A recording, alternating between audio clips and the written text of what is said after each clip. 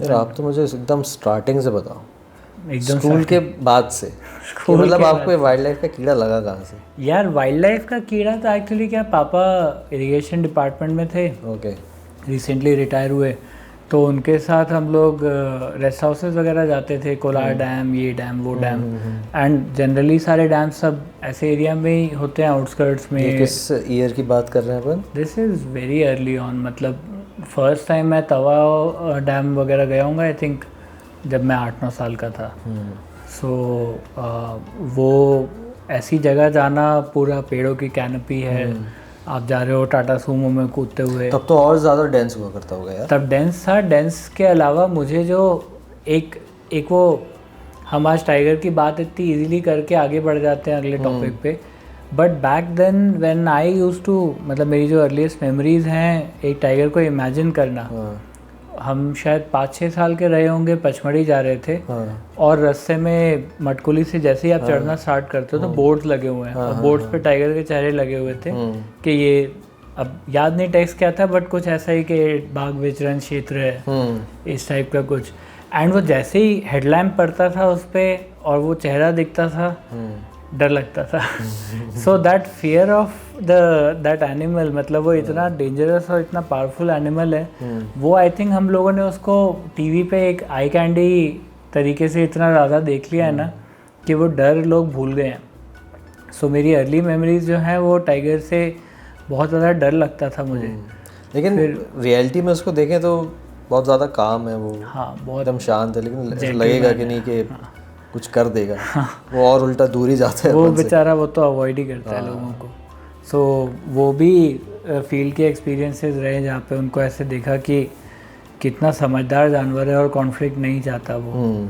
But हाँ, बचपन की बात करूँ तो वो एक्सपीरियंस, उससे डर फील होना, तवा डैम जाना बचपन में, जो कि ऑब्वियसली सतपुड़ा का पार्ट है, और तब वो एरिया इतना बैकवर्ड कह लें या प्रिमिटिव कह लें कि गांव में जब गाड़ी जाती थी तो कुछ कुछ हफ्तों, कुछ कुछ महीनों में वहाँ कार्स जाती थी। तो पापा की टाटा सूमो थी, उससे जाते थे हम, और कुछ बच्चे तो अंदर भाग जाते थे गाड़ी देख के मतलब वो सफ़ेद रंग की गाड़ी आ रही है, वो अंदर भाग जाते थे। और कुछ बच्चे जो वहाँ के लोकल ट्राइब्स के थे वो आके गाड़ी को टच करके देख रहे, टायर पे ऐसे कुरेद के देख रहे कि ये क्या चीज़ है, बिकॉज आप 2-3 महीने के गैप पे गाड़ी देख रहे हो। तो मतलब वो चीज़ याद है मुझे। ये आई थिंक मिड 90s की आप बात कर रहे हैं, 97-98 ऐसा कुछ। और लगभग उसी टाइम पे फिर land of the tiger I TV पे।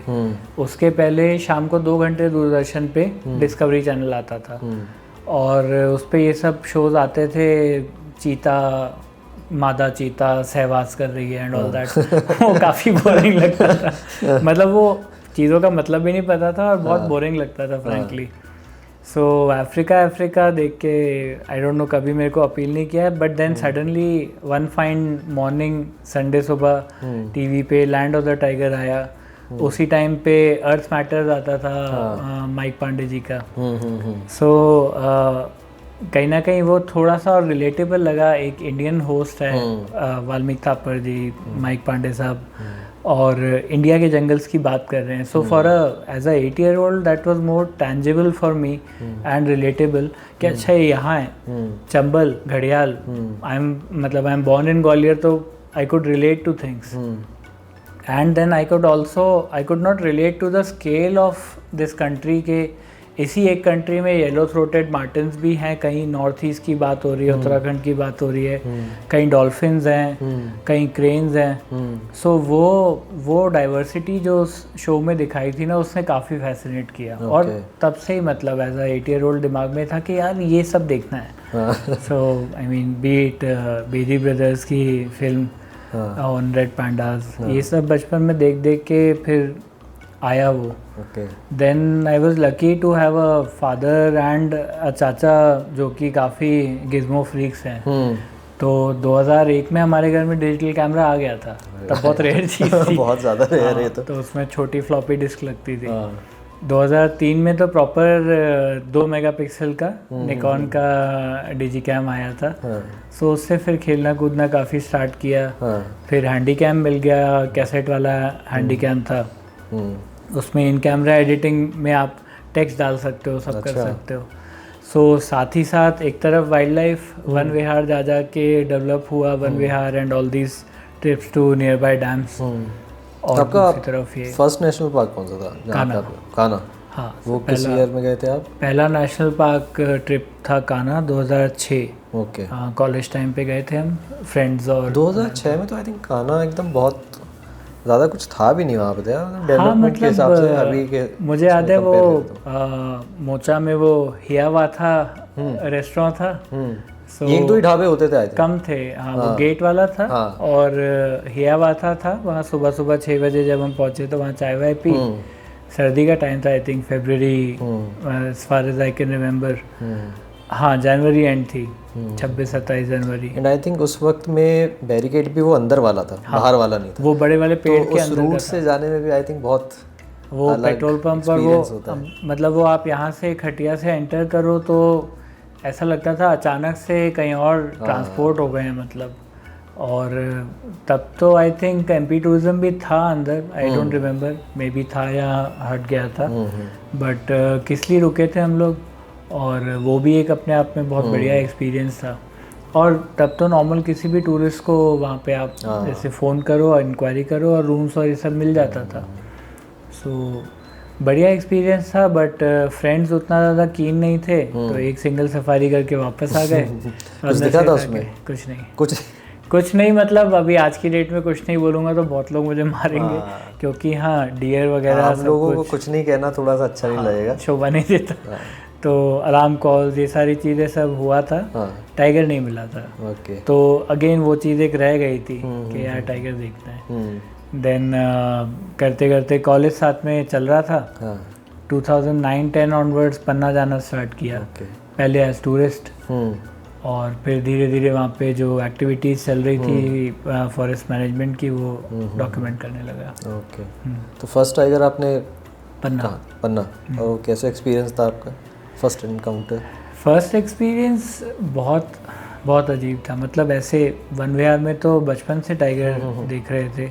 नहीं, वन विहार तो एक अलग चीज़ है। हाँ, उसके कंपैरिजन में यहाँ वाइल्ड में टाइगर देखना ऑब्वियसली वो एक बहुत सरियल एक्सपीरियंस था। और शायद 3-4 सेकंड का मोमेंट रहा होगा कि टाइगर रोड पे आया, गाड़ी की तरफ देखा और अंदर चला गया।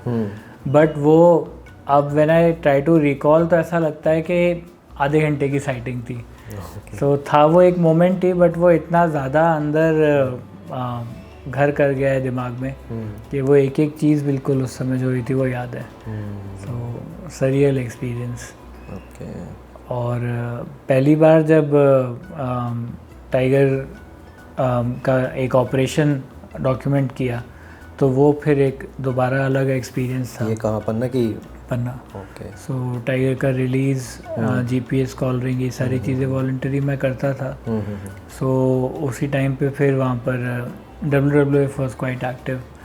सो डॉक्यूमेंटेशन सब मैं अपना डिपार्टमेंट से शेयर करने लगा। और अभी भी कहीं ना कहीं पुरानी हार्ड ड्राइव पे वो सब डेटा रखा है। किसी दिन होपफुली एक फिल्म बनाएंगे जिसमें वो सब होगा। बिल्कुल यार, देखना चाहेंगे वो। तो आई थिंक आपने वो पूरा एक टाइम देखा है कि पन्ना कैसे उठा है। हाँ, अनफॉर्चुनेटली रिसेंट टाइम्स में मैं वहाँ ज़्यादा नहीं जा पाया। कुछ ना कुछ प्रोजेक्ट्स ऐसे चलते रहे। सो लास्ट 3-4 साल में मैं गया ही नहीं हूँ, बिल्कुल भी नहीं गया हूँ। उसके पहले भी काफ़ी कम ट्रिप्स हुए, बट फ्रॉम 2010 to 14 बहुत फ्रीक्वेंटली। अभी तो आई थिंक काफ़ी टाइगर्स हो गए यार यहाँ पे, आई थिंक 50+ है। हाँ, 60+ ऐसा कुछ है। अच्छी खासी साइटिंग भी हो जाती है वहाँ पे। तो अभी तो वो चल रही है वहाँ पे P151। अच्छा। तो उसके मैं लास्ट जब गया था तब उसके थे यार सब मेडल कप थे 4। तो अच्छी साइटिंग देते हैं वो। तो मैं उस टाइम वहाँ पर था जब ये नॉमेनक्लेचर डिसाइड किया गया था कि इस तरह से नाम होगा कि टाइगर्स का नाम, फिर उसका कौन सा लेटर है, उसका कौन सा कब है। कहाँ से टाइगर्स आए थे यार? एक तो बांधवगढ़ से गया था और कान्हा से आया था। पेंच से मेल गया था और बाकी जगह से फीमेल थी। हाँ, बांधवगढ़ से फीमेल थी। उसके बाद में फिर कान्हा से भी फीमेल आई थी। और मेल वहाँ पर टिकता ही नहीं था जंगल में। सो काफ़ी इनोवेटिव आइडिया वहाँ पे ऑफिसर्स ने निकाला उसको वहाँ पे रखने के लिए। So they collected urine of tigress from one विहार और उसको वहाँ पे अलग अलग पेड़ों पे अलग अलग जगह स्प्रे किया टाइगर के मेल के एरिया में ताकि वो वहीं स्टे करे और तब जाके वो वहाँ पे टिका। और क्योंकि मैंने भी इसके बारे में पढ़ा था कि जो पेंच से आया था हाँ। वो ऑलमोस्ट पेंच तक वापस चला भी गया था, तो उसको वापस लेके आए। मतलब काफ़ी 2 बार गया था लगभग जितना मुझे याद है 120-30 किलोमीटर कुछ शायद वो निकल गया था पन्ना से। सो काफ़ी डिस्टेंस कवर कर लिया था। फिर उसको लिफ्ट करके लेके गए थे वापस। और उसको वो क्या करता था, दिन में आराम करता था और रात को मूवमेंट करता था। सो रात में उसे ट्रैक करना मतलब नियर इम्पॉसिबल था। ऑलमोस्ट 70-80 लोगों की टीम थी, हाथी थे, सब था। सो देन दे डिसाइडेड कि अब इसको दिन में रेस्ट नहीं करने देंगे। सो दिन में उसके आसपास बने रहते थे, मॉनिटर करते रहते थे ताकि वो एक्टिविटी से उसका प्रॉपर रेस्ट अगर नहीं होगा तो रात को फिर वो मतलब सोता था, रेस्ट करेगा। उस तरह से उसका मूवमेंट फिर जैसे कहीं से न्यूज़ मिली। और उसमें apart from forest department locals का बहुत रोल था। मतलब लोकल्स कहीं पर भी जिस भी गांव में मूवमेंट है जहाँ जा रहे हैं तो वो पूरा अपना किचन खोल दिया, 100 लोगों के लिए खाना बन रहा है। लोकल सपोर्ट तो बहुत ज़रूरी है यार इन सब चीज़ों में, उसके बिना लोकल सपोर्ट के तो किसी भी चीज़ को वो करना। तो यार आपकी फिल्म मेकिंग जर्नी कैसे स्टार्ट हुई? मतलब पहले आप क्या फोटोग्राफी में ज़्यादा इंटरेस्टेड थे, फिर फिल्म मेकिंग में आए, मतलब कैसा था? हाँ मतलब स्टिल्स तो देखो, एक जिन लोगों को फिल्म मेकिंग में इवेंचुअली आना होता है वो कोई भी कैमरा से स्टार्ट हो जाता है और धीरे धीरे इंटरेस्ट फिर मूविंग इमेजेस की तरफ बढ़ता है। आई एम श्योर अपने बीच भी ये चीज़ कॉमन है कि इनिशियली स्टिल्स, क्योंकि तब वीडियो कैमराज ये सब इतना कॉमन था भी नहीं। सो मेरा भी वही हुआ। बट हाँ, हैंडी कैम आ गया था हाथ में तो कॉलेज टाइम पे कॉलेज के इवेंट्स की फिल्म्स बनाना, ये सब करना कॉलेज लाइफ पे। देन इवेंचुअली मेरे फ्रेंड्स का बैंड था, उनके साथ ट्रैवल करना स्टार्ट किया। So almost all over India we went, IITs, IIMs अलग अलग जगह परफॉर्म करते थे।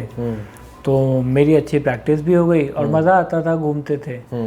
वैसे करते करते फिर इंजीनियरिंग ख़त्म होने के बाद IT में जॉब किया 1.5-2 साल और साथ में ये सब ऑफर्स आ रहे थे इवेंट्स कवर करने के, वेडिंग्स के।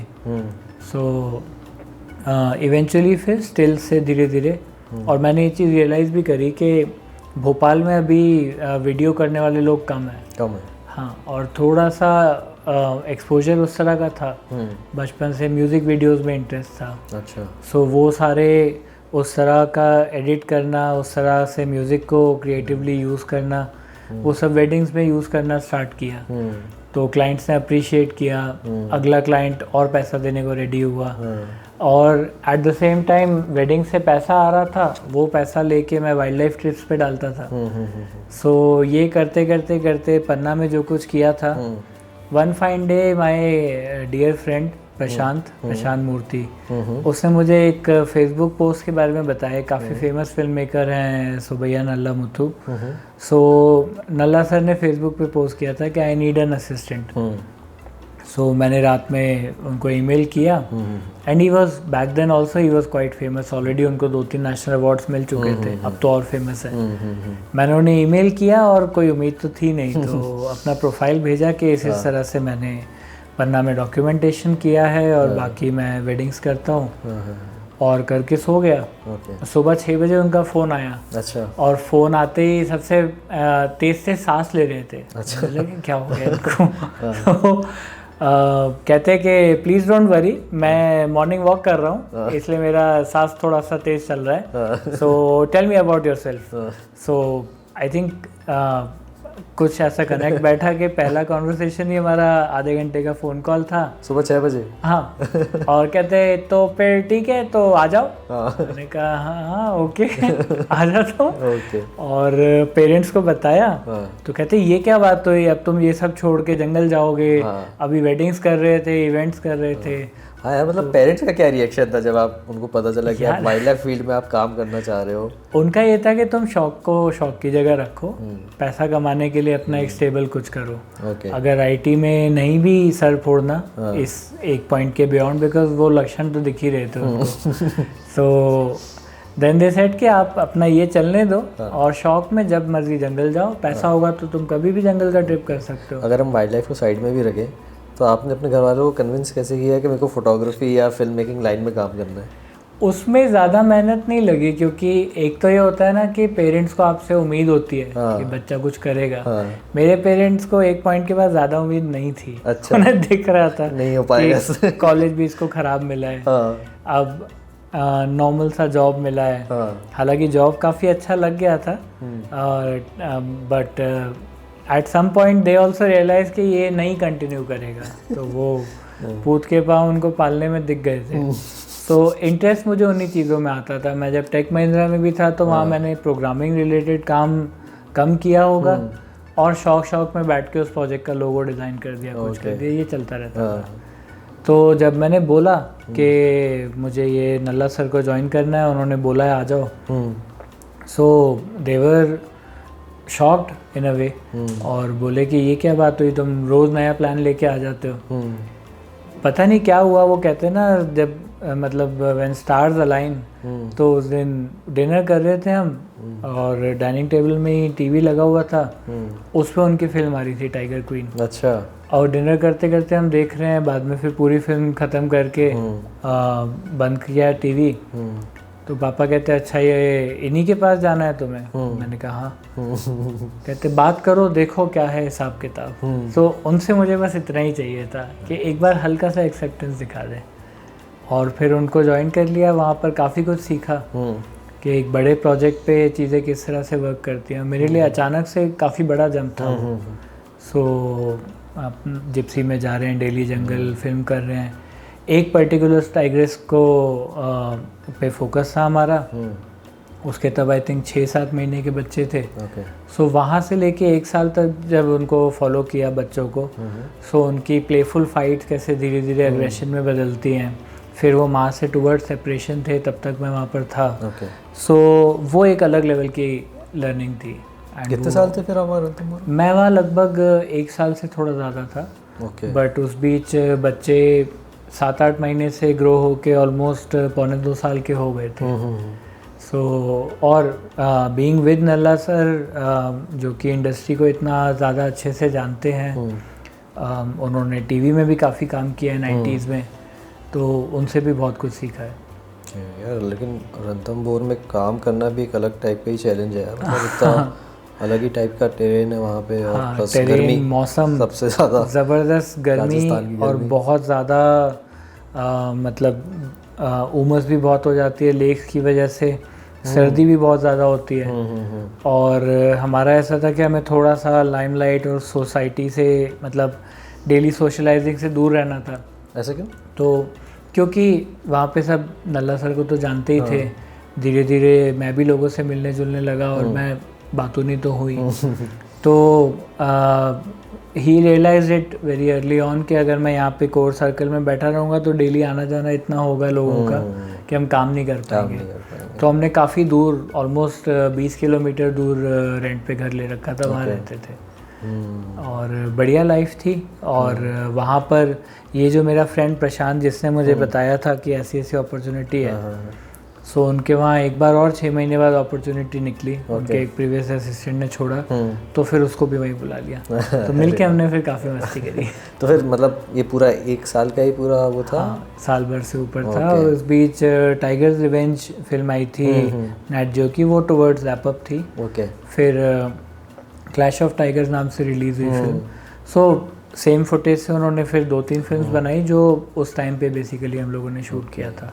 तो मैं मेनली बी कैम करता था, थोड़ा बहुत लंगूर, डियर, ये सब, लैंडस्केप, स्लाइडर, ट्रैकिंग के शॉट्स, वो सब बिहाइंड। उस टाइम आप क्या, मतलब क्या इक्विपमेंट्स यूज़ होते थे? तब मेन कैमरा था सोनी F55, जो कि एट दैट टाइम इंडिया में सिर्फ 3 या 4 थे।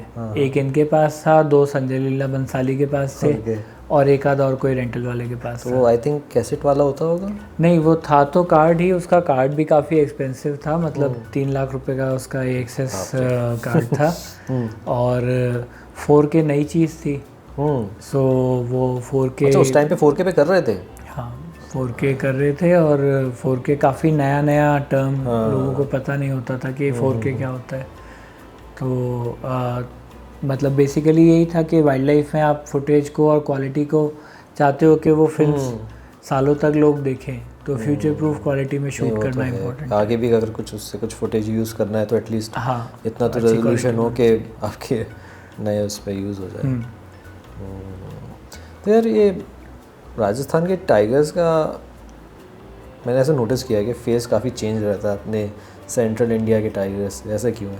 हाँ मतलब रीज़न तो खैर मुझे भी नहीं पता, बट जनरली ऐसा ऑब्जर्व किया वहाँ के खासतौर पे मेल हैं जो, हाँ उनके काफ़ी लंबे लंबे पूरी मेन सी रहती है और उनके आईज के नीचे भी कुछ ज़्यादा ही ज़्यादा डार्क। इवन फीमेल्स में आप देखोगे स्ट्राइप पैटर्न थोड़ा सा और थिक और कंट्रास्टी टाइप का रहता है।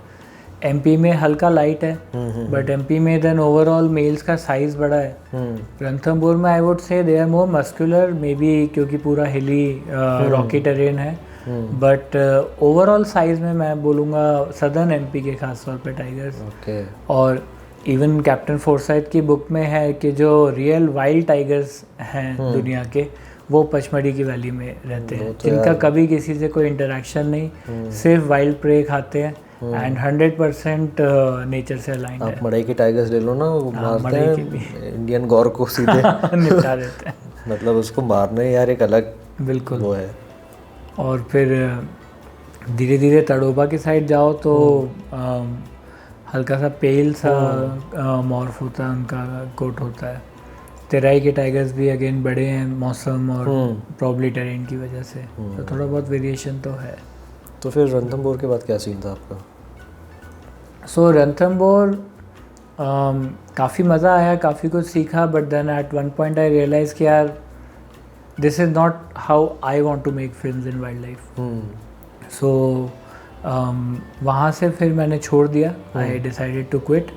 एंड वो कुछ चीज़ें वहाँ पे इतना ज़्यादा मुझे कह सकते कि शॉकिंग लगी या हर्ट कर गई कि as a wildlife lover जंगल जाना और फिर प्रोफेशनली उस चीज़ को करना बहुत अलग होता है। So then I quit and I went to Bombay. उस टाइम मेरे एक फ्रेंड है, वो एक यूट्यूब चैनल स्टार्ट कर रहे थे। Okay. So this was that time जब TVF AIB सब नया नया था। सो हम लोगों ने वहाँ पे ऑफिस सेटअप किया। We had a small team, 8-10 लोग थे। शॉर्ट फिल्म्स करते थे, ट्रैवल शो करते थे एक फुटप्रिंट्स नाम से। तो फुटप्रिंट्स बेसिकली मैं और मेरे जो फ्रेंड वो was also our CEO Varun, हमने मिलके ही कॉन्सेप्चुलाइज किया था। ओके। और 4-5 एपिसोड्स उसके किए। सो उसमें हम एक रेडीमेड आइटनरी देते थे, including budget and stay recommendations and कहाँ आपको क्लीन वॉशरूम्स मिलेंगे, everything. So before this vlogging culture started, back in 2015 we did that for about 2 years. Okay. And काफ़ी appreciate किया लोगों ने।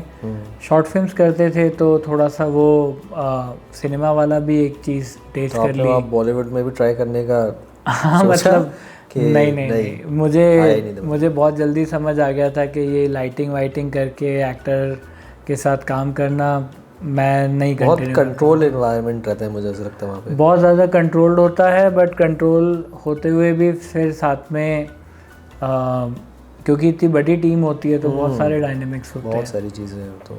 And anyway Bombay as a city I was loving it.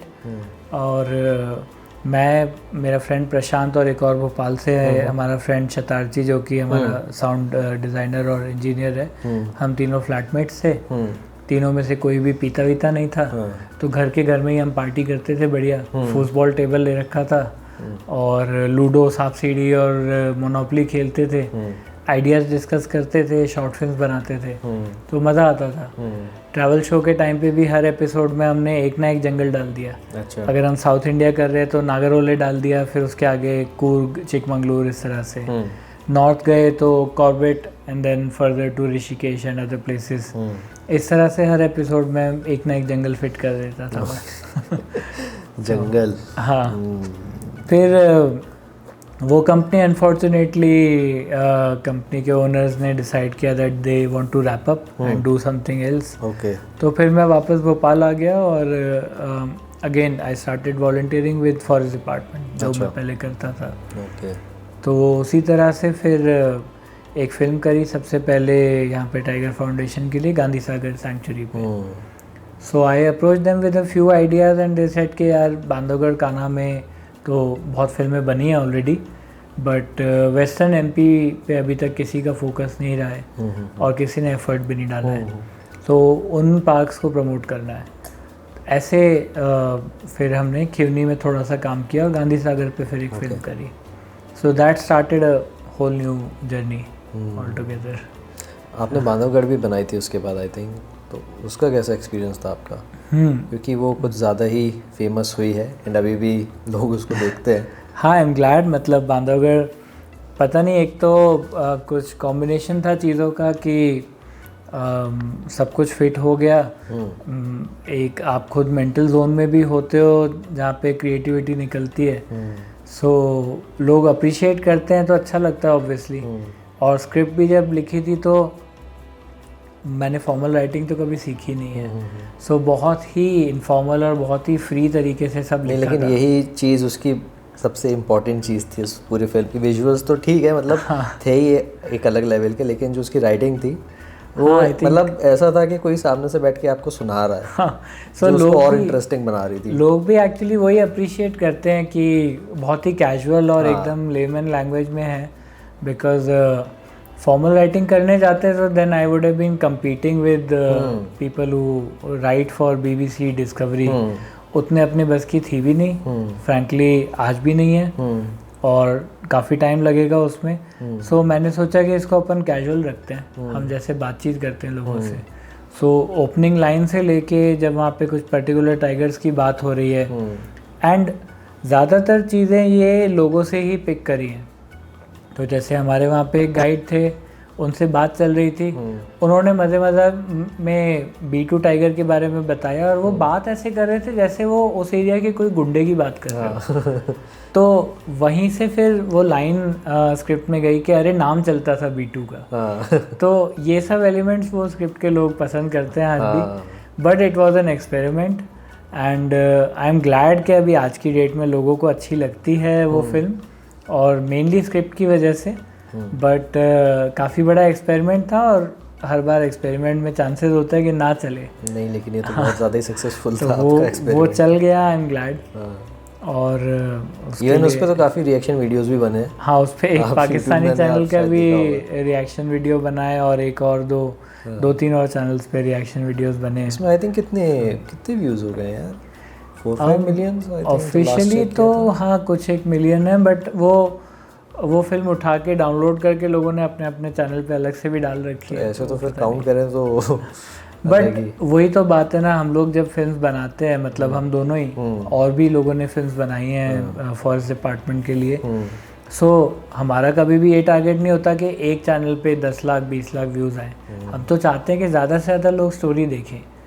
Main motive यही होता है कि यार कहानी लोगों तक पहुँचे। अब वो एक चैनल पे व्यूज़ आ रहे हैं या 100 जगह सर्कुलेट हो रही है, नहीं फ़र्क पड़ता। सो फ्रैंकली मुझे तो फिल्म बनाते समय यही लगता है कि कौन किस चैनल पे पोस्ट करेगा, इट डजंट मैटर। सो आपका फिर बांधवगढ़ के बाद क्या सीन था यार? बांधवगढ़ के बाद एक बहुत ही अमेजिंग अपॉर्चुनिटी मिली, and thanks to that film वो अपॉर्चुनिटी मिली। I got in touch with this gentleman Dhruv Singh. वो उसी एरिया से हैं, सीरी से हैं, और वहाँ के जंगल्स को बहुत अच्छे से जानते हैं, और वो प्रोड्यूसर रहे हैं कई बड़े प्रोजेक्ट्स के। जैसे डिनेस्टी सीरीज़ आई थी, उसके पहले उन्होंने लेट 90s में लैंड ऑफ द टाइगर पे भी काम किया। सो मैं उनसे टच में आया, हम लोग बांधवगढ़ में मिले, and I got to know this. So मैं वहाँ पे अगेन अपनी एक फ्रेंड के साथ सफारी ट्रिप पे गया हुआ था। फील्ड में एक सीनियर कैमरामैन आए हुए थे, जॉन एचिसन, जो कि मतलब इस फील्ड के लेजेंड कंसीडर किए जाते हैं। सो जॉन से फील्ड में इंटरेक्शन हुआ। उनके साथ दिग्पाल सिंह जी थे, जो कि अगेन फील्ड प्रोडक्शन में बहुत बड़ा नाम है, और मतलब ब्रिस्टल में सब उनको जानते हैं। सो दिग्पाल जी से और जॉन से फील्ड में बातचीत हुई, देन ध्रुव सर से इंटरेक्शन हुआ। उस तरह से मैंने वो क्रू ज्वाइन कर लिया, and initially as an assistant join किया। सीनियर कैमरामैन को मैं असिस्ट करता था फील्ड में, और people like Martin Colbeck, Mark MacEwen, जो कि इस फील्ड के एब्सोल्यूट लेजेंड्स हैं, then there was Tom Walker जो कि एज में मुझसे भी कम है बट ऑलरेडी काफ़ी नाम हो चुका है टॉम का इंडस्ट्री में। सैम स्टीवर्ट जो कि एक बहुत अच्छा दोस्त बन गया उसके बाद। So as an assistant join करने के बाद देन हम लोग साथ में फील्ड में टाइम स्पेंड करते थे। धीरे धीरे मुझे मेरे मेंटर ने भी, ध्रुव सर ने भी प्रमोट किया और वहाँ पे लैंडस्केप्स वगैरह शूट करने का मौका मिला। सो डिज्नी नेचर की जो फिल्म है उसमें ऑलमोस्ट 60-70% जो लैंडस्केप के शॉट्स हैं वो मेरे लिए, जो अभी रिसेंटली रिलीज हुई है। हाँ, जो अप्रैल में अर्थ डे पे रिलीज़ हुई है। ओके। और जब उसका प्रोडक्शन चल रहा था तो ही हमें पता था कि this is going to be एक सिनेमैटिक लेवल। आई थिंक इसको कितना 4-5 साल लगे बनने में। हाँ, सो 2018 में फिल्मिंग स्टार्ट हुई बट कॉन्सेप्ट लेवल पे तो 2015 से काम चल रहा था। ओके। लेकिन एकदम फील्ड का काम देखे तो भी ऑलमोस्ट 1500 कैमरा डेज टोटल काम हुआ है। और काफ़ी बड़े बड़े कैमरामैन इस बीच आए वहाँ पे। सो मेरे लिए एक बहुत अमेजिंग अपॉर्चुनिटी रही। कुछ दिन मैंने उस पर साउंड भी रिकॉर्ड किया, लैंडस्केप्स शूट किए, कैमरा ट्रैपिंग करी एंड पेंच में, बांधवगढ़ में, रणथंभौर में, सतपुड़ा में हमने मेनली काम किया इस प्रोजेक्ट पे। और बहुत अमेजिंग एक्सपीरियंस रहा। आई थिंक उसको अभी कुछ अवार्ड्स वगैरह भी मिले हैं। हाँ, अभी रिसेंटली कुछ अवार्ड्स के लिए भी नॉमिनेट हुई है। और साथ में उसकी जो कंपेनियन फिल्म है टाइगर्स ऑन द राइज, जो कि बेसिकली इंडिया में फॉरेस्ट मैनेजमेंट और कंजर्वेशन कैसे होता है वो थीम है उसकी। सो डिज्नी नेचर अपनी हर फिल्म के साथ एक कंपेनियन फिल्म भी रिलीज़ करता है। तो टाइगर्स ऑन द राइज के भी काइंड ऑफ एक BTS टाइप जो उनका एक वो रहता है। सो इंडिया में आके उन्होंने रियलाइज़ किया कि BTS तो हर फिल्म में वो करते ही हैं बट यहाँ पे उससे ज़्यादा इंटरेस्टिंग है जिस तरह से फॉरेस्ट मैनेज किए जा रहे हैं, वर्किंग पूरी डिपार्टमेंट की। मतलब इतनी डेंस पॉपुलेशन वाली कंट्री में किस तरह से टाइगर्स को मैनेज किया जा रहा है, टाइगर की ग्रोइंग नंबर्स को मैनेज किया जा रहा है। सो टाइगर्स ऑन द राइज उस चीज़ के बारे में है। सो इन अ वे इन दोनों फिल्म्स पे पैरेलली काम किया। Initially as an assistant DIT, उसके बाद फिर कैमरास भी किए। So and I can proudly say कि सेंट्रल इंडिया से मैं अकेला ही हूँ जिसने उस पर एज कैमरामैन काम किया है। बट लास्ट मोमेंट तक डर लग रहा था कि पता नहीं फिल्म में नाम आएगा कि नहीं, क्या होगा, मेरे शॉट्स होंगे कि नहीं। फिल्म जब टीवी पे आई तो मतलब मैं एंग्जाइटी में आके फाइनली फिर 23 अप्रैल की रात को मैं सो गया। मैंने कहा अब देखी जाएगी। 24 को फिल्म रिलीज़ होनी थी। मिडनाइट मैंने चेक किया, नहीं हुई थी रिलीज़ और मैं सो गया। रात में 4 बजे मेरे एक फ्रेंड का मैसेज आया और उसने बोला कि कॉन्ग्रेचुलेशंस भाई। मैंने कहा इसको कैसे पता, क्योंकि अभी तक मैं काफ़ी शांत था। अच्छा। बट फिर उसने पूरी फिल्म देखी, एंड क्रेडिट्स में नाम देखा और सीधा वो क्रेडिट्स की फ़ोटो भेजी। तो थोड़ा सा जान में जान आई और अच्छा भी लगा कि इतनी बड़ी फिल्म में नाम है लेजेंड्स के साथ में। आई थिंक उस फिल्म का स्टार्टिंग शॉट भी आपका ही है। हाँ, शुरू के 30 सेकंड में लगभग जो 5-6 शॉट्स है उसमें से 3 शॉट्स मेरे हैं। और फिल्म के ट्रेलर में इनफैक्ट शॉट्स तो दिख गए थे। तो कहीं ना कहीं था कि हाँ फिल्म में शॉट्स तो आएंगे बट नाम आएगा नहीं आएगा, क्या होगा, वो सब नहीं पता था। सो फिल्म में शॉट्स तो हैं काफ़ी सारे, कुछ एक टाइगर के भी शॉट्स हैं और बाकी मोस्टली लैंडस्केप है। But more than that, more than the credit जो सीखने को मिला फील्ड में, सीनियर कैमरामैन जैसे मार्टिन कॉलबेक, उन्होंने देख लिया था कि इसको इंटरेस्ट है। और हम लोग बहुत मज़े भी करते थे फील्ड में, मतलब बहुत मस्ती करी है। सो एक दूसरे की टांग खींचना, सब करना। वो शूट करते करते बात करते थे मुझसे कि Nishant, I am letting the tiger enter frame, exit, all of that. और कैमरा किस स्पीड से मूव करना है, उसमें एनिमल आप कितना क्लोजअप ले रहे हो या वाइड ले रहे हो, उस हिसाब से क्या फ्रेम्स पर सेकंड रखने हैं। वो सारा इंटरेक्शन अब मतलब लाइफ लॉन्ग रहेगा साथ में और हेल्प करेगा। हाँ यार, वो तो है, फील्ड में सीखी हुई चीज़ तो रहती है हमेशा। तो MP में तो आपने काम किया, बट उसके अलावा भी अदर स्टेट्स में आपने मतलब करा है फिल्मिंग वगैरह? हाँ, एक काफ़ी बढ़िया सीरीज़ पे काम करने का मौका मिला। अभी नाम उसका नहीं रिवील कर सकता मैं, बट उसमें 6-7 स्टोरीज पे काम किया, इंक्लूडिंग स्नो लेपर्ड, रेड पैंडा, और कुछ मरीन लाइफ बॉम्बे की।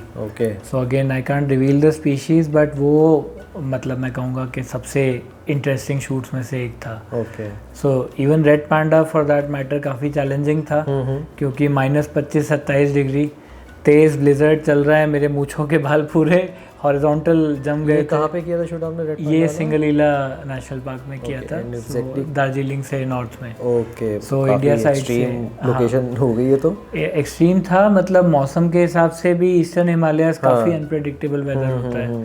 सो एक तरफ स्लीपिंग बुद्धा में कांचनजंगा दिख रहा था, और दूसरी तरफ लेफ्ट में नेपाल था, -25 -20 डिग्री टेम्परेचर, और बर्फ़ में पूरा काम था वो। ओके। और इनिशियली रेकी में ही समझ में आ गया था कि ये टफ होने वाला है, but it was a great experience उस टेरेन में काम करना।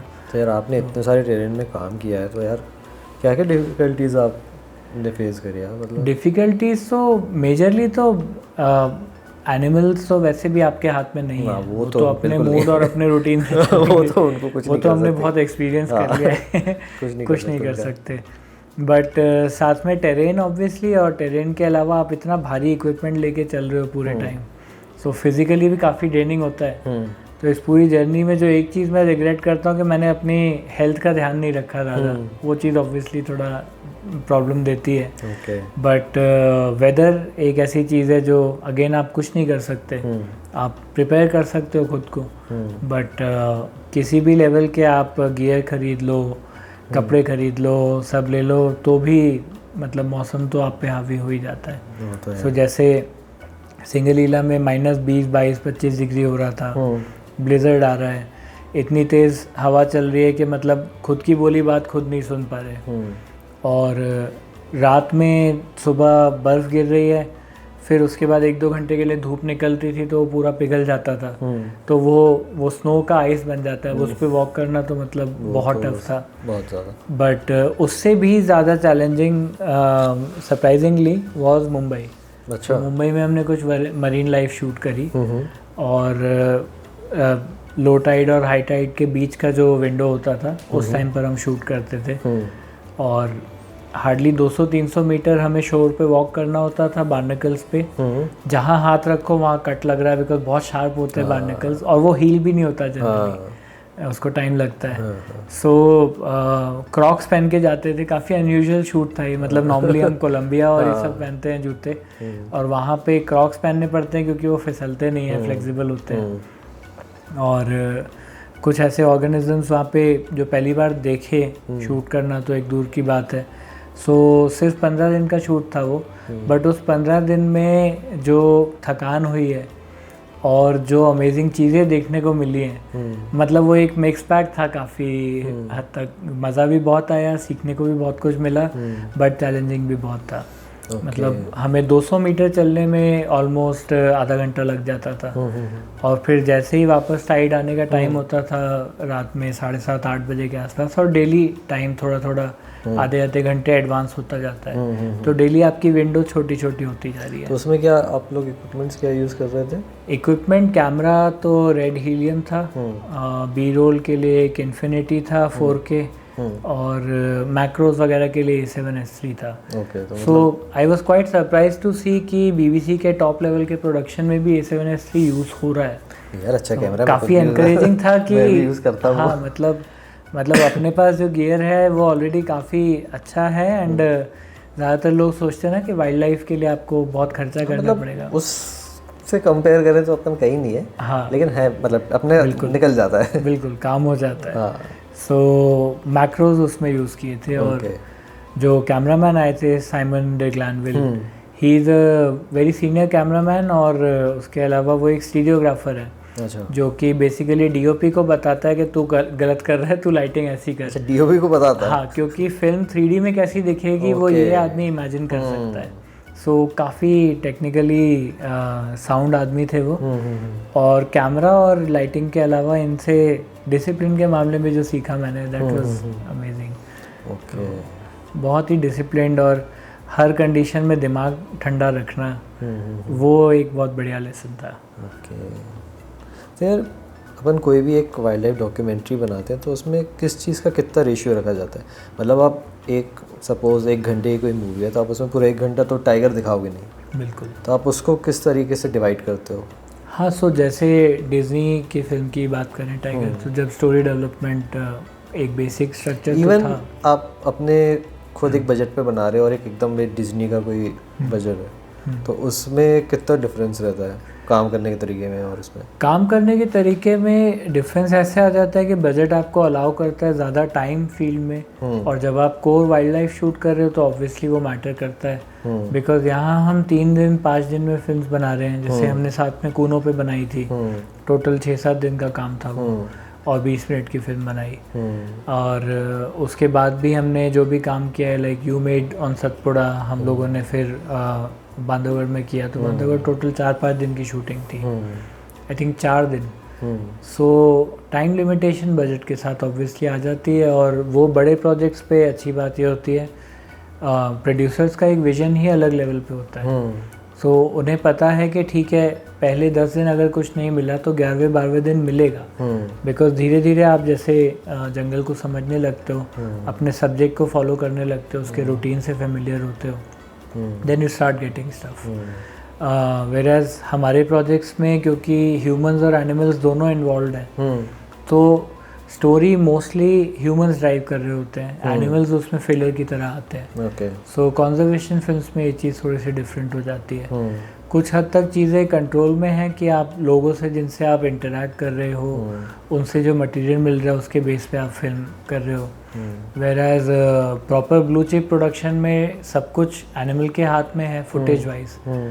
आप उस फुटेज को लेके कैसे यूज़ करते हो वो ऑब्वियसली फिर आप स्क्रिप्ट कैसे अपनी बनाते हो। तो स्क्रिप्ट पहले ही बन जाती है कि एक बार जब पूरी फिल्मिंग हो जाती है उसके बाद थोड़ा स्क्रिप्ट में मॉडिफिकेशन वगैरह होता है? एक रफ स्ट्रक्चर तो रहता है कि एक टाइग्रेस अपने बच्चों को रेस कर रही है और जो जो चैलेंजेस वो फेस करेगी, and then by the end of it हम ये दिखाएंगे। सो स्टार्टिंग, बीच के चैलेंजेस और एक हैप्पी एंडिंग वो पहले से डिसाइड। सपोज किसी टाइगर को आप ट्रैक कर रहे हो एक स्टोरी के लिए और वो अनफॉर्चुनेटली वो टाइगर मर जाता है, तो फिर उस स्टोरी का क्या करो? उसको कहाँ फिर आप टर्न करते हो? एक तो समझने की बात है कि वेस्टर्न ऑडियंस, मतलब एक ग्लोबल ऑडियंस के लिए ये बड़े बजट की फिल्म्स बनती हैं, एंड स्टोरी इज़ की, स्टोरी इज़ इम्पॉर्टेंट। अब कभी कभी हमें उसमें एक टाइग्रेस को आप फॉलो कर रहे हो, मान लो वो कुछ दिन तक नहीं मिल रही है, बट हम किसी दूसरे एनिमल को, बिकॉज प्रोडक्शन इतना एक्सपेंसिव होता है, पर डे इतना खर्चा हो रहा है कि आप या तो आप उस बीच कुछ और सीक्वेंस से शूट कर लो, लंगूर, डियर, जो भी आपको मिल रहा है, लैंडस्केप कर लो, बट इवेंचुअली आपको एक टारगेट है कि हमें इतने घंटे का टाइगर का फुटेज चाहिए। तो वो अचीव करने के लिए फिर हम क्लोजअप्स और वो सारी चीज़ें, जैसे रम्प शूट कर लिया, लेग शूट कर ली, तो उस तरह से हम दूसरे एनिमल के भी एक्टिविटी शूट करते रहते हैं, ताकि एडिट पे फिर वो समझ जाएगा। सो बिकॉज अगर आप एक ही एनिमल को फॉलो कर रहे हो और मान लो 10 दिन 15 दिन के लिए वो कहीं मतलब ट्रैक नहीं कर पा रहे, कहीं और चला गया किसी दूसरे एरिया में जहाँ गाड़ी से एक्सेस नहीं है, तो ऑब्वियसली आप वो टाइम वेस्ट नहीं कर सकते। तो उस बीच हम फिर दूसरे एनिमल को फॉलो करते हैं और एडिट पे जितना हो सके उसको ट्रू रखने की कोशिश करते हैं। सो ऐसे ही है। तो यार आप मतलब अभी इतने टाइप से आप काम कर रहे हो, तो आपका एक्सपीरियंस कैसा रहा है? मतलब लोकल कम्युनिटीज़ जो होती हैं आपके नज़रिए से वो कितना हेल्प करती हैं कंजर्वेशन में? They are definitely I would say the backbone of conservation. कुछ तो इनिशिएटिव्स भी ऐसे हैं फॉरेस्ट डिपार्टमेंट के जहाँ पे लोकल लोगों को वॉलंटियरिंग के लिए यूज़ करते हैं, मॉनिटरिंग में यूज़ करते हैं, but apart from that on a very day to day basis उनकी जैसी मेंटालिटी होती है, उनका जो टॉलरेंस होता है वाइल्ड लाइफ को लेके, आई थिंक इतनी डेंसली पॉपुलेटेड कंट्री में जो माइंडसेट है इंडियंस का जनरली टुवर्ड्स वाइल्ड लाइफ, उसी की वजह से इतनी वाइल्ड लाइफ बची है। अदरवाइज बड़ी बड़ी डेवलप कंट्रीज हैं जहाँ पे आज भी फॉक्स हंटिंग होती है और सब चलता है। इंडिया में एक जानवर आके क्रॉप रीडिंग होती है, मतलब वाइल्ड बोर्स हैं, ब्लैक बग्स हैं, ये सब फसल को ख़राब करते हैं। उसके बाद भी जिस लेवल का टॉलरेंस हम अपनी कंट्री में देखते हैं, आई थिंक वो इट्स जस्ट बिकॉज जो एक रिस्पेक्ट और रिवेरेंस टुवर्ड्स वाइल्ड लाइफ हमें बचपन से ही बताई जाती है, इंडियन कल्चर में है ही, और ज़्यादा उसको हम प्रैक्टिकल लेवल पे अगर देखें तो लोकल्स का इन्वॉल्वमेंट इस तरह से होता है कि अगर कोई भी एनिमल वहाँ आया है तो फॉरेस्ट डिपार्टमेंट को अलर्ट करना उसकी मॉनिटरिंग में। उसके अलावा बेसिकली कोई भी नहीं चाहता एनिमल को या किसी भी वाइल्ड लाइफ को नुकसान पहुंचाना, और जो कुछ वो लोग करते भी हैं फॉरेस्ट से एक्वायर वो सिर्फ उनके नीड के ऊपर है। सो मैंने काफ़ी इंटरेस्टिंग प्रोजेक्ट किया था 2016 में, royal bank of Scotland foundation के लिए था वो, और ये कानापेंच कॉरिडोर में ही था। सो उस प्रोजेक्ट के टाइम पे हम लोग जब मतलब मेरा ऐसा माइंडसेट था कि यार लोकल्स तो लकड़ी जलाते हैं खाना बनाने के लिए, पोल्यूशन हो रहा है उससे, जंगल पेड़ कट रहे हैं, बट उस प्रोजेक्ट के बाद जो एक्सपोजर मिला कि एक्चुअली हमारा जो कार्बन फुटप्रिंट है वो उनसे बहुत ज़्यादा आगे, और उनका तो कुछ भी नहीं है। वो लोग सिर्फ टूटी हुई गिरी हुई लकड़ी बीनते हैं, उससे अपना काम चलाते हैं। वो कंस्ट्रक्शन भी उसी से करते हैं घर में, खाना भी उसी से बनाते हैं। सो उनकी लाइफस्टाइल जो है वो एक्चुअली काफ़ी ज़्यादा सस्टेनेबल है एज़ कम्पेयर टू आर्स, जो कि हम फ्लाइट्स ले रहे हैं, डीजल गाड़ियाँ चला रहे हैं, जगह जगह कंस्ट्रक्शन हो रहा है, सब हो रहा है। सो इन अ वे जंगल को बचा के रखने में और बैलेंस्ड रूप में यूज़ करने में लोकल्स का जो रोल है वो अनपैरेलल्ड है, और उसके बिना इस कंट्री में वाइल्ड लाइफ बच ही नहीं सकती। आज भी आप देखो तो बहुत सारे जो फॉरेस्ट के सराउंडिंग एरियाज़ में लोग रहते हैं वो एज फॉरेस्ट गार्ड्स पोस्टेड हैं, जो फॉर्मली इन्वॉल्व नहीं भी हैं डिपार्टमेंट के साथ। वो या तो टूरिस्ट गाइड ड्राइवर्स हैं या फिर कहीं ना कहीं कोई ना कोई ऐसे सेल्फ हेल्प ग्रुप्स में है जो मतलब गांव में लोगों के एजुकेशन में और सब चीज़ों में हेल्प कर रहे हैं। तो लोकल्स का इन्वॉल्वमेंट तो ऑब्वियसली उसके बिना तो किसी तरीके से कंट्रीब्यूट कर रहे हैं कंजर्वेशन में। बिल्कुल। एंड इवन फॉरेस्ट डिपार्टमेंट की भी काफ़ी हेल्प करते हैं। अगर सपोज कुछ अगर कहीं कुछ किलिंग हुई है पोचर्स के थ्रू, अगर उनके पास कोई इन्फॉर्मेशन है तो वो बिल्कुल है। जैसे कुछ नेशनल पार्क्स में तो पेंच में जैसे नाइट पेट्रोल होता है, उसमें लोकल कम्युनिटी के लोग होते हैं, उनको उससे बेसिक रोज़गार भी मिलता है, और वो रात के समय 8, 10, 20 लोगों की पार्टी बना के पेट्रोलिंग करते हैं जंगल के अंदर, जिससे पोचर्स पे मतलब पोचिंग के कोई केसेस नहीं हो रहे वहाँ पर। और जनरली पेट्रोलिंग में आप बहुत सारी चीज़ें ऑब्जर्व करते हो जब आप पैदल जाते हो। सो कहीं पर कोई अगर किसी डिज़ीज़ का अटैक है किसी पेड़ पे या कोई घायल एनिमल मिला है तो ये सारी चीज़ें वो लोग रिपोर्ट करते हैं। एंड क्योंकि आपस में आप अपने कम्युनिटी में सब जानते हो एक दूसरे को, तो कौन थोड़ा सा नटोरियस मेंटालिटी का आदमी है वो चीज़ें रिपोर्ट करना, और मतलब इस तरह से एक इनडायरेक्ट इन्वॉल्वमेंट भी रहता है लोकल्स का। तो यार अभी तक आपने कितनी फिल्म्स बना ली, मतलब डिज्नी वाले को हटा के, पर्सनल प्रोजेक्ट देखा जाए तो? पर्सनल प्रोजेक्ट अगर शॉर्ट फिल्म्स भी काउंट करें जो बॉम्बे में करी हैं, सो मे बी 30 से 40 शॉर्ट फिल्म्स, और ये सब ट्रैवल शो जो था 5 एपिसोड से उसके। देन वाइल्ड लाइफ में कुछ बड़े प्रोजेक्ट्स पे काम किया है, जैसे नेशनल ज्योग्राफिक की 4 फिल्म्स, एनिमल प्लैनेट की एक सीरीज़ थी उसमें tiger, leopard, sloth bear, flamingo, सारा स्क्रीन, ये स्टोरीज़ पे काम किया था। उसके अलावा फिर ब्लू चिप फिल्म्स की बात करें तो अभी रिसेंट में जो एक सीरीज़ के लिए रेड पैंडा किया है, देन मुंबई में मरीन लाइफ करी, then apart from that migratory cranes करी, अगेन फ्लेमिंगोज किए, स्नो लेपर्ड पे थोड़ा सा बेसिक काम किया, रेकी वगैरह फिल्मिंग तो नहीं। रिसेंटली बालाघाट में अगेन एक फिल्म करी थी PBS नेचर के लिए, जो कि अगेन काफ़ी प्रेस्टिजियस चैनल है, सो उसका प्रोडक्शन किया था। एक और ब्लू चिप सीरीज़ पे काम किया है 5 एपिसोड्स की, जो कि फॉर्चुनेटली बोलूँ या नहीं बोलूँ पता नहीं, बट कोविड टाइम पे क्योंकि फॉरेन कैमरामैन के वीज़ा नहीं लग पा रहे थे सो हम लोगों को अपॉर्चुनिटी मिली, तो वो 90% काम उस पर इंडियन कैमरामैन ने ही किया है। एंड प्रकाश माताडा थे मेरे साथ, who is amongst the finest in India, Kalyan भी थे, और गौतम पांडे थे एंड गौतम भाई के साथ काम करने में बहुत मज़ा आया. Is a fun person, he is like an elder brother. मतलब वो जिस तरह से गाइड करते हैं और टांग भी खींचते हैं, तो काफ़ी मज़ा आया उनके साथ. देन वो एक सीरीज़ करी जो कि hopefully early next year release होगी. BBC की एक ब्लू चिप सीरीज़ में 5 या 6 स्टोरीज़ पे काम किया, 5 स्टोरीज़ पे. और एक और फिल्म अभी आने वाली है 1 घंटे की, आई थिंक दिसंबर में रिलीज़ होगी. वो भी BBC के लिए है. सो इस तरह से एक डिसेंट एक्सपीरियंस हो गया है फॉरेन प्रोडक्शन का. और साथ में एक interesting project in fact Apple TV के लिए किया था कोविड टाइम पे. So that was about mental health. And that time I was going through a very shitstorm in my life on personal level.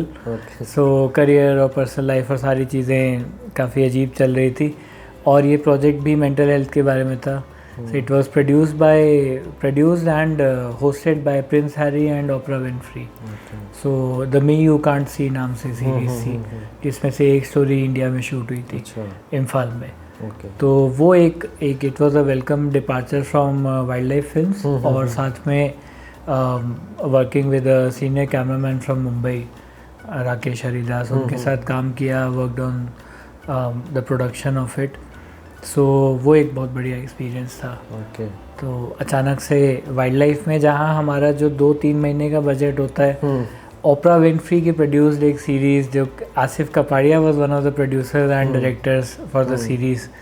सो उस लेवल का प्रोडक्शन एप्पल TV के लिए, मतलब उसमें कोविड प्रोटोकॉल की ही 6 लोगों की टीम बॉम्बे से इम्फाल आई थी. अच्छा. और डेली का उनका जो कोविड प्रोटोकॉल फॉलो करने के लिए जो था, लगभग 1 लाख रुपए का खर्चा दिन का था. सो सबको हर कुछ आधे घंटे 1 घंटे में मास्क फ्रेश देना, वहाँ से लेके पूरी लोकेशन सैनिटाइज करना जब हम वहाँ पे शूट करने जाते थे, बिकॉज फर्स्ट वेव के जस्ट बाद की बात है ये. सो और the level of hard work on the permission side of it was also very tricky. तो वो एक काफ़ी इंटरेस्टिंग प्रोजेक्ट था. आप अच्छा खासा एक्सपीरियंस हो गया आपको हर फील्ड में, ऐसे देखा जाए तो. हाँ, मतलब आई बीन लकी. और कुछ तो मतलब उसमें काफ़ी रोल मेरे मेंटर का रहा है, जिन्होंने ये सब अपॉर्चुनिटीज़ मुझे दिलाई. हर पॉइंट पे मुझे आगे पुश करते रहे. और अभी करेंटली अगर मैं बोलूँ तो जैसा इनिशियल सपोर्ट मेरे पेरेंट्स का रहा, फिर मेंटर्स का रहा.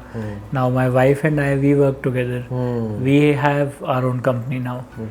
सो हम लोग, कंपनी का नाम क्या है? कंपनी का नाम है काला बाग. सो एक कॉमन सब लोगों को जो मैं बताता हूँ, Kala Bagh melanistic tiger is a rarity. It's an exotic thing in the wild. But core reason कुछ और है एक्चुअली.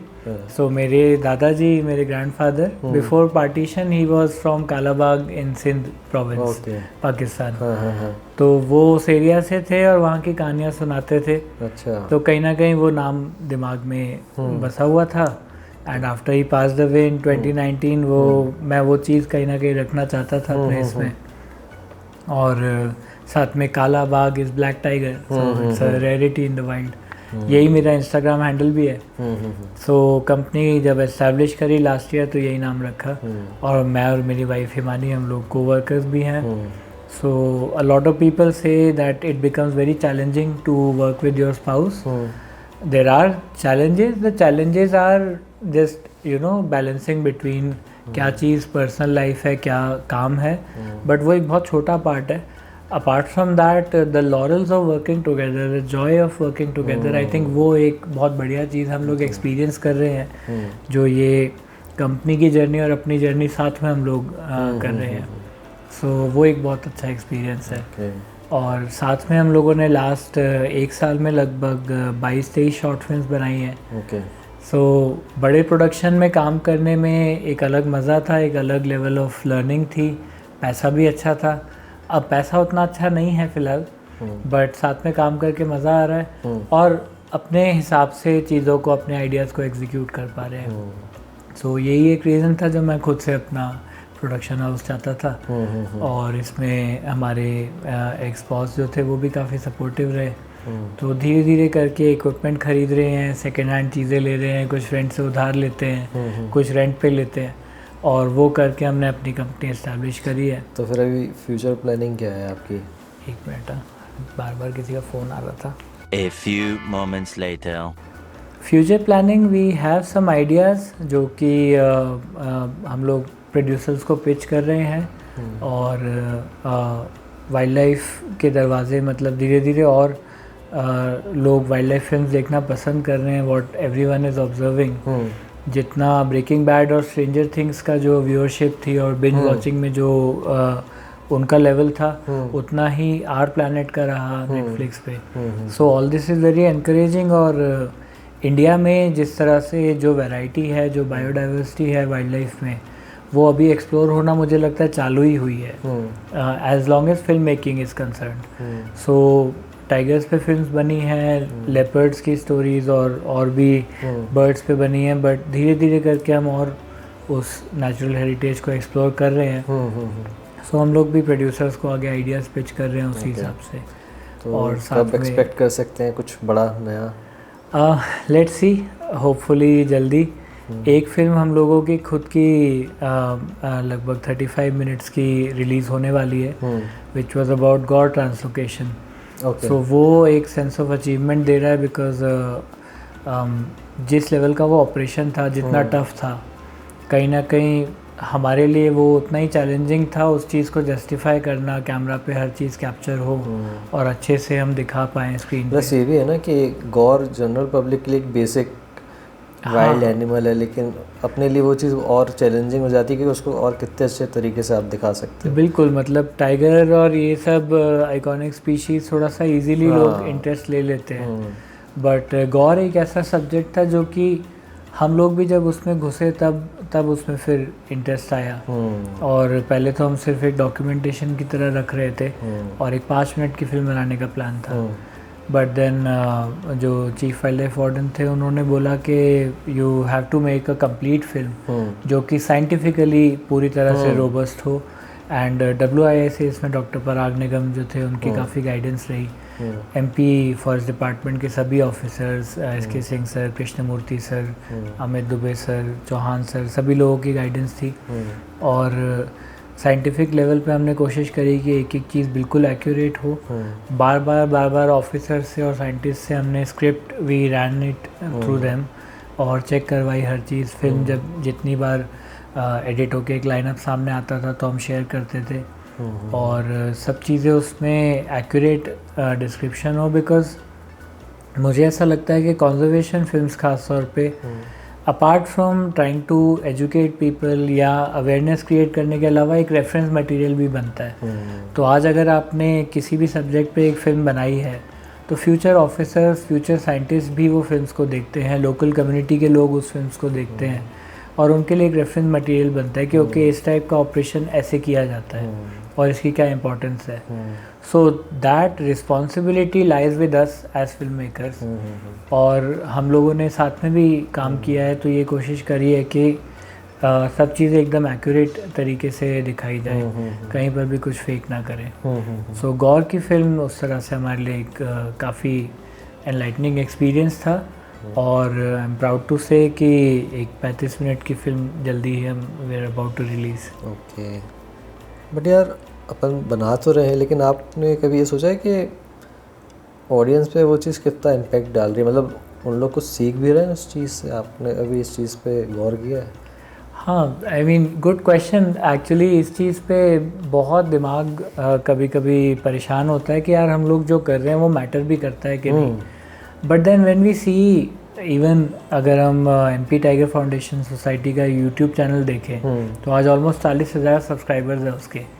जब मैंने ये फिल्म बनाना स्टार्ट किया था फॉरेस्ट डिपार्टमेंट के लिए तो यूट्यूब चैनल तो एग्जिस्ट ही नहीं करता था और एक आध कुछ वीडियोस पे था, बट वहाँ से यहाँ हम पहुँचे हैं जहाँ लोग इंटरेस्ट ले रहे हैं। आज हम 5 मिनट की फिल्म डाल रहे हैं, अगर कूनो के सब्जेक्ट पे या गौर के सब्जेक्ट पे ट्रेलर डाला, कुछ किया, तो नीचे लोगों का कमेंट आता है और ऑलमोस्ट 100 में से 60 कमेंट्स ये कि we want a longer film on this subject because they want to no.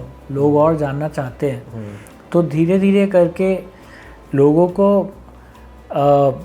पता भी नहीं होता कि उन्हें इसमें इंटरेस्ट आएगा कि नहीं आएगा, but you have to bombard them with a lot of films, a lot of ideas, a lot of literature material, photos. और उस चीज़ में मुझे लगता है कि अब धीरे धीरे फॉरेस्ट डिपार्टमेंट काफ़ी अच्छा काम कर रहा है, साथ में हम लोग कोशिश कर रहे हैं कि कंट्रीब्यूट कर पाएँ कि और कंटेंट लोगों तक पहुँचे। क्योंकि कभी कभी ऐसा होता है ना कि आपको खुद नहीं पता होता कि मुझे ये चीज़ अच्छी लगेगी।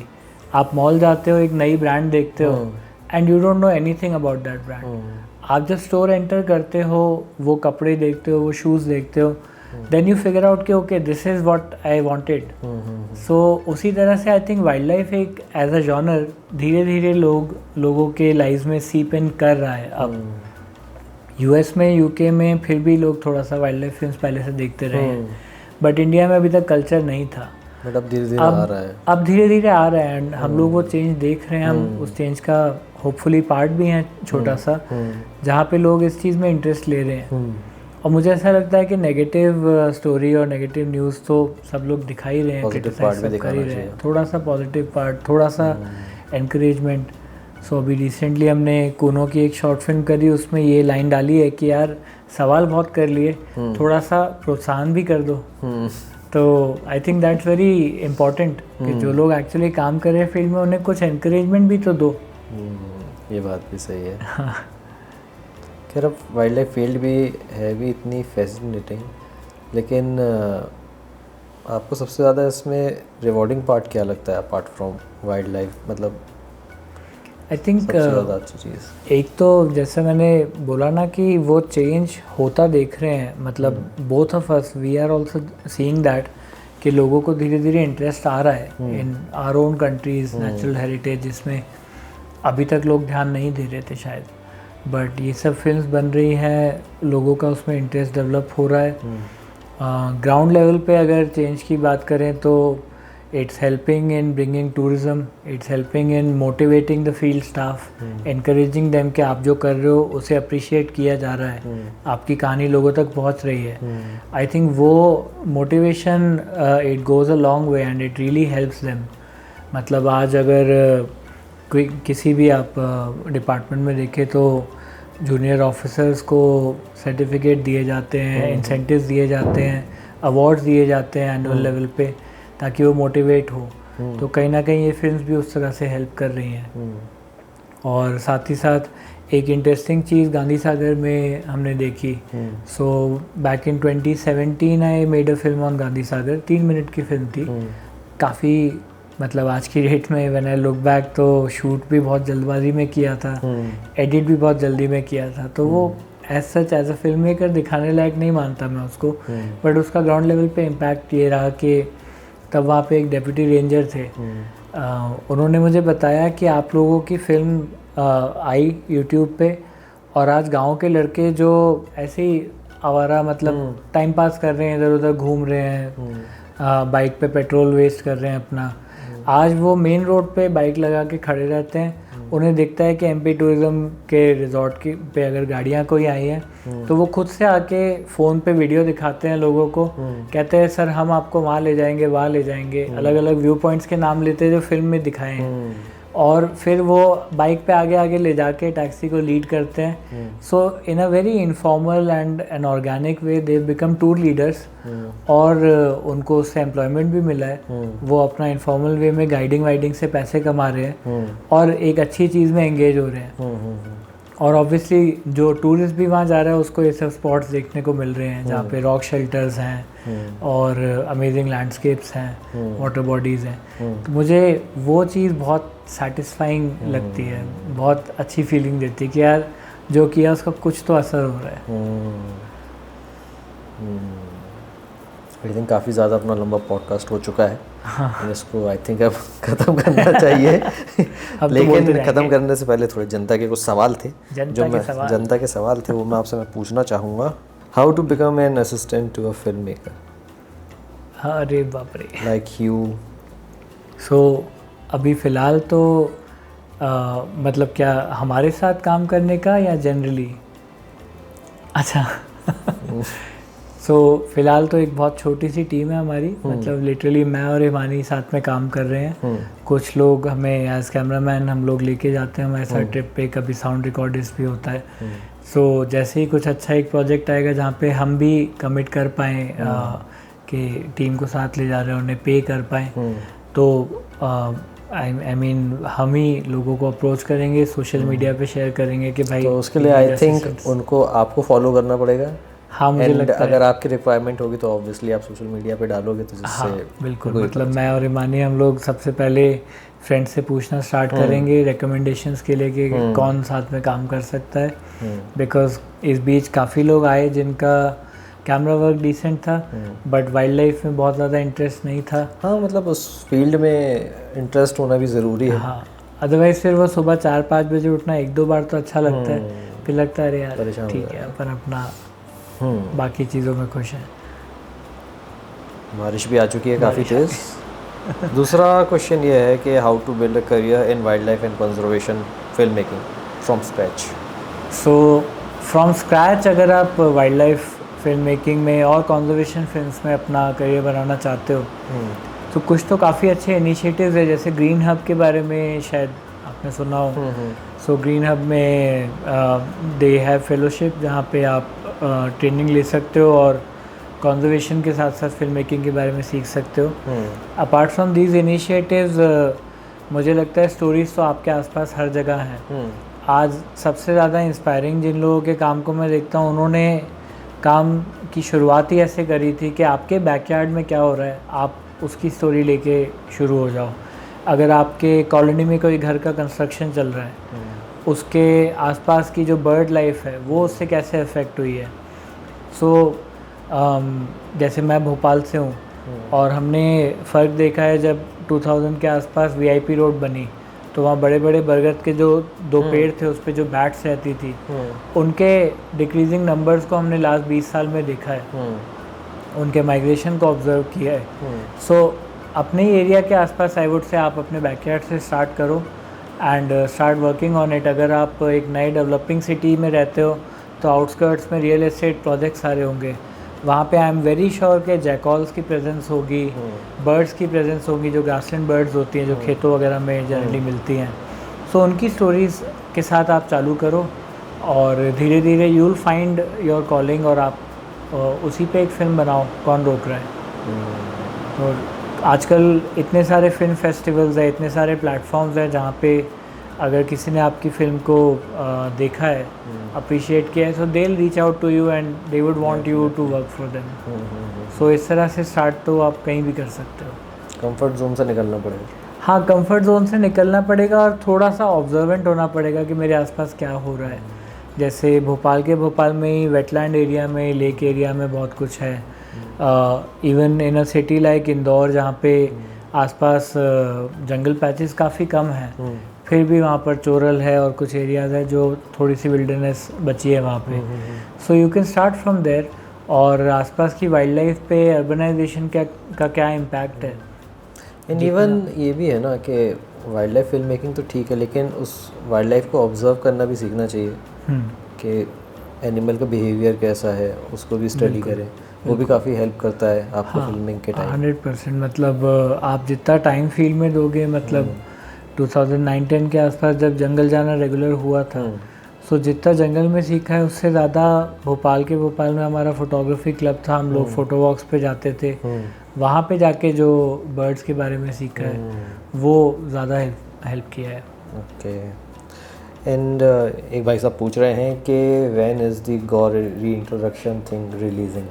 सो गौर फिल्म जिसका हमने टाइटल रखा है gaur return of the giants, so it released, it had a screening in presence of honourable chief minister of MP on tiger day. 29 जुलाई को फिल्म हमने रिलीज़ करी फॉर अ क्लोज्ड ऑडियंस।